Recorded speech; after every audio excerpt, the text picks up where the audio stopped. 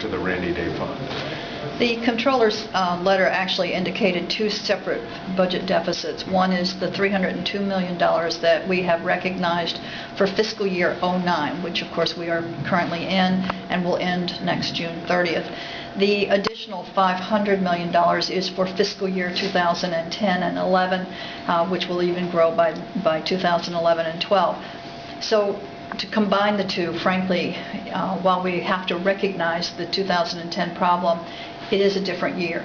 What we need to do is get 2009 under control, and frankly, using the rainy day fund should be a last resort. I've said this so many times, I know people are wondering, when are you ever going to use it if necessary? We may have to use a portion of it. We haven't excluded that altogether.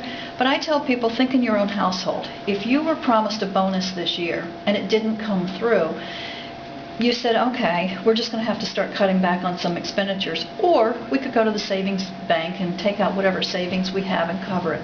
That savings won't be there the second year. And if you don't get a budget or a bonus the second year, you have nothing else to fall back on. What we need to do is get our spending under control first, because the revenue simply is not coming into the state.